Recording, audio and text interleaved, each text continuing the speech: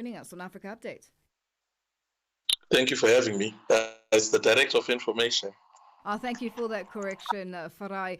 Now, how do you envision the Liberation Movement Summit contributing to a collective strategy for addressing Africa's pressing socio-economic challenges, such as poverty, inequality, and unemployment? And before you get to that response, Farai, I'd like you to just highlight for us what it means to have such a summit.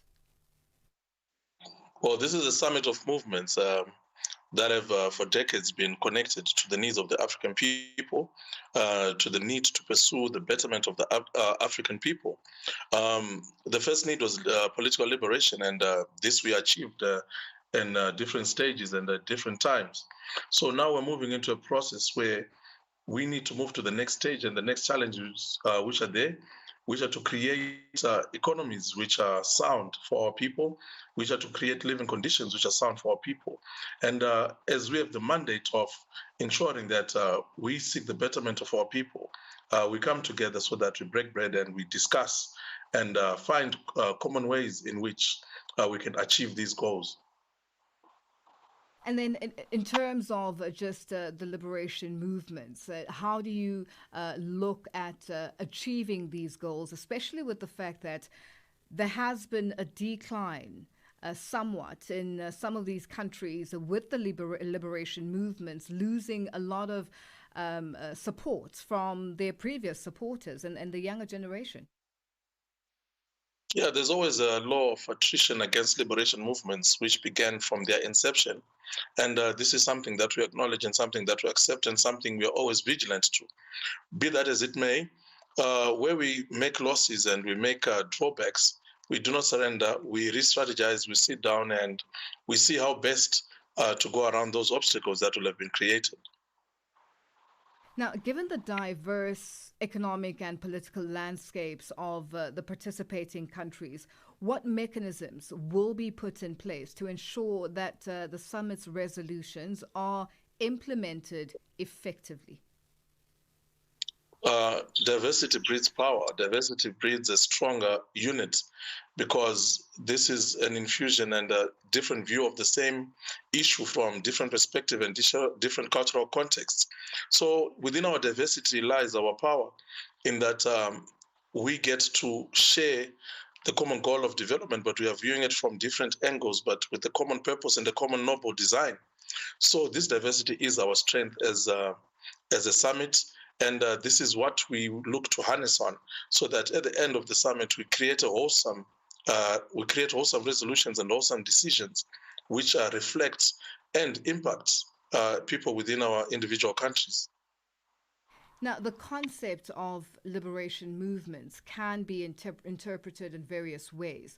How does ZANU-PF define these achievements, and what steps will be taken to safeguard them in the face of evolving global dynamics? Well, as ZANU-PF, our issue at the present moment is the economy and ensuring that we keep on developing it in the leaps and strides in which we are doing so. We've got a very vibrant steel sector, which is going to actually revolutionize most of the economies within us as SADC.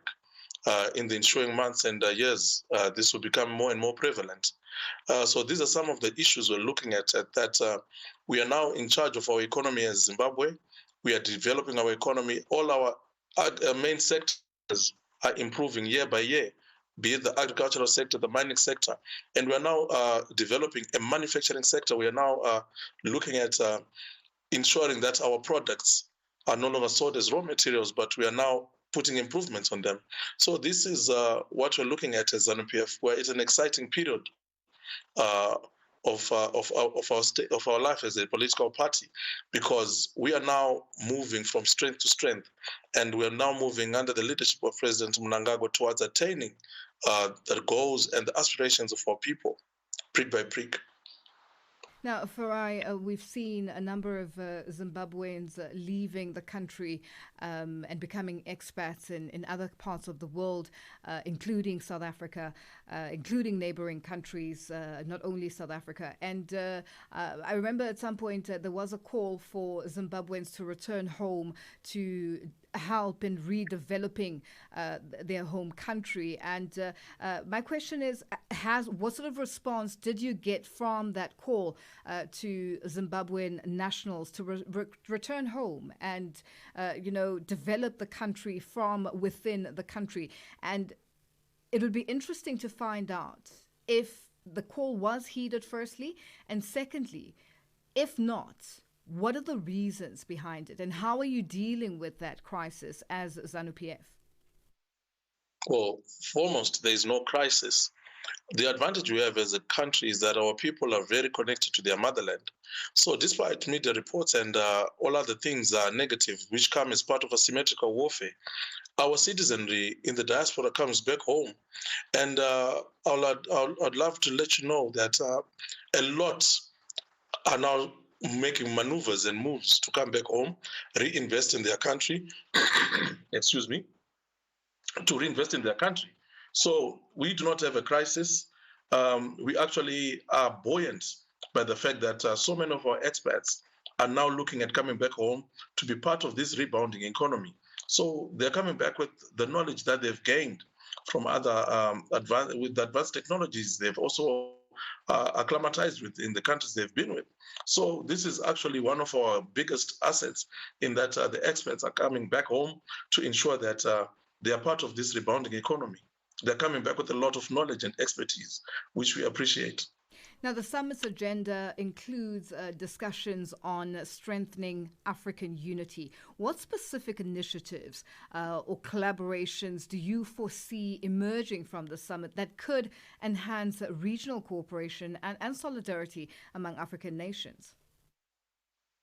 Well, I will not put the horse before the cart and speculate as to what resolutions will come out, but what can be for certain is that there's going to be very sound resolutions, practical, implementable resolutions, and these are going to have timelines and drivers by which there will be dates by which these should be fulfilled.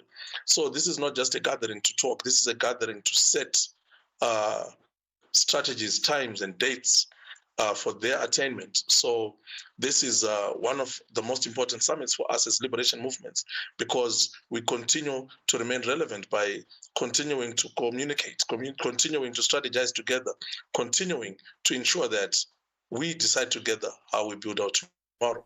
And also, Farai, I guess also accountability is also quite strong there. Definitely. When we speak, we do not speak with forked tongues. We are liberation movements. We are brothers and sisters with relationships forged in blood. So when we speak, we do not skirt around issues. We are honest with each other. We speak in love. We speak in development, and we speak in unity. So it's a very candid meeting. It's a very straightforward meeting. It is a meeting of brothers and sisters, meeting in love with a long history. Farai, thank you for joining us on Africa Updates. We have run out of time. Thank you so much for your time.